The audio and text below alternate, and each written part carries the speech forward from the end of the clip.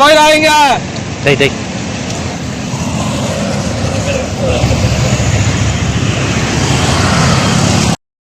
திரு காண்டீபன் அவர்கள் தனது பதவி நீக்கத்துக்கு எதிராக வவுனியா மேல் நீதிமன்றத்திலே தாக்கல் செய்திருந்த எழுத்தாணை வழக்கினுடைய அறிவித்தல் திரும்பல் திகதி இன்று வந்து சொல்லப்பட்டிருந்தது. அதன் நிமித்தமாக இன்றைக்கு நாங்கள் நீதிமன்றத்திலே ஆஜரானோம். அரச சட்டத்தரணி முதலாம் இரண்டாம் பிரதிவாதிகளுக்காக தான் ஆஜராவதாக சொன்னார்.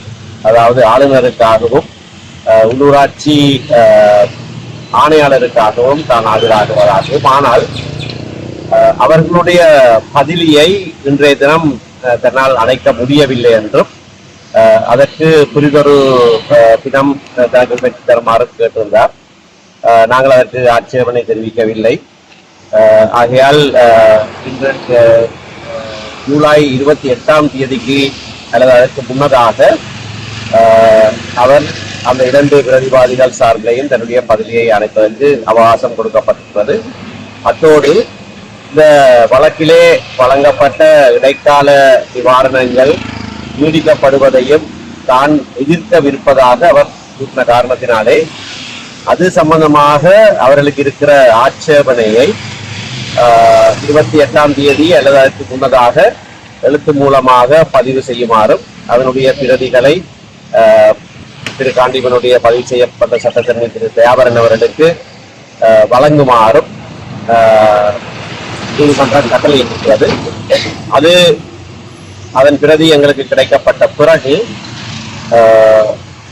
ஆகஸ்ட் மாதம் 7ஆம் தேதி அல்லது முன்னதாக அதை மறுத்துரைக்கிற சத்திய கடதாசி அல்லது மாற்று ஆட்சேபனை திரு காண்டீபன் சார்பிலே அணைக்கப்படலாம். அது அணைக்கப்பட்டு ஆகஸ்ட் மாதம் 7ஆம் தேதி இந்த இடைக்கால நிவாரணம் வழக்கு முடிகிற வரைக்கும் நீடிக்கப்படுவதை அரசு தரப்பு எதிர்ப்பது சம்பந்தமான விசாரணை மன்றிலே இடம்பெறும். ஆகவே இன்றைய தினம் ஏற்கனவே வழங்கப்பட்ட இடைக்கால நிவாரணங்கள் அதாவது தடை கட்டளைகள் ஆகஸ்ட் 7ஆம் தேதி வரைக்கும் நீடிக்கப்பட்டிருக்கிறது. அப்படியாக அது நீடிக்கப்பட்டிருப்பதை ஆளுநருக்கு தாம் அறிவிப்பதாக அரசு சட்டவாதி பொறுப்படுத்திக் கொண்டார். நீதிமன்றத்திலே பிரசன்னமாயிருந்த மாகாண உள்ளூராட்சி ஆணையாளருக்கு அது மன்றினாலே அறிவிக்கப்பட்டது. அப்படியான இடைக்கால தடை கட்டளை ஆகஸ்ட் 7ஆம் தேதி வரைக்கும் நீடிக்கப்பட்டது என்றதையும் அவருக்கு நேரடியாகவே அறிவிக்கப்பட்டிருக்கிறது. ஆகையினாலே இந்த வழக்கு இனிமேல் இரு தரப்பினரும் தங்களுடைய ஆவணங்களை பதிவு செய்த பிறகு இடைக்கால நிவாரணம் சம்பந்தமான விசாரணை ஆகஸ்ட் மாதம் 7ஆம் தேதி மன்றிலே எடுத்துக்கொள்ளப்பட்டது. இதற்கிடையிலே நேற்றைய தினம் இடைமுகு மனுதாரர்களாக 2 தங்களை இந்த வழக்கிலே சேர்த்துக் கொள்ளுமாறு விண்ணப்பம் செய்திருக்கிறார்கள். அவர்களுடைய அந்த விண்ணப்பம் சம்பந்தமான அறிவித்தல் எங்களுக்கு கிடைத்திருக்கவில்லை. இன்றைக்கு திறந்த நீதிமன்றத்திலே ஒரு ஆவணம் எனக்கு கையிலே கொடுக்கப்பட்டது. மன்றுக்கும் அதனை அவதானிப்பதற்கான அவகாசம் இருந்திருக்கவில்லை. ஆகையினாலே அந்த இடைமுகு நகராக அவர்கள் சேர்த்துக் கொள்ளப்பட வேண்டும் என்று அவர்கள் சொல்லுகிற விண்ணப்பத்தை ஆதரிப்பதற்கும் ஆகஸ்ட் 7ஆம் தேதி மன்றிலே நேரம் இருக்குமாக இருந்தால் அன்றைய தினம் எடுத்துக்கொள்வதாக மன்று அறிவித்திருக்கிறது.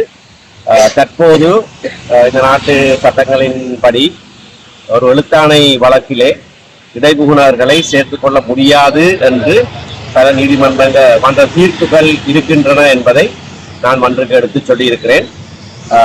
இந்த மேயரை பதவி விலக்குகிற விவகாரத்திலே முறைப்பாட்டாளர்களாக இருந்த 2 தான் இப்பொழுது இங்கே இடைமுகராக வருவதற்கு முயற்சி செய்கிறார்கள். ஆனால் அது சட்டத்தின்பால் அனுமதிக்கப்படுமா படாதா என்பதை எங்களுடைய ஆட்சேபனை பிறகு மன்று தீர்மானிக்கும்.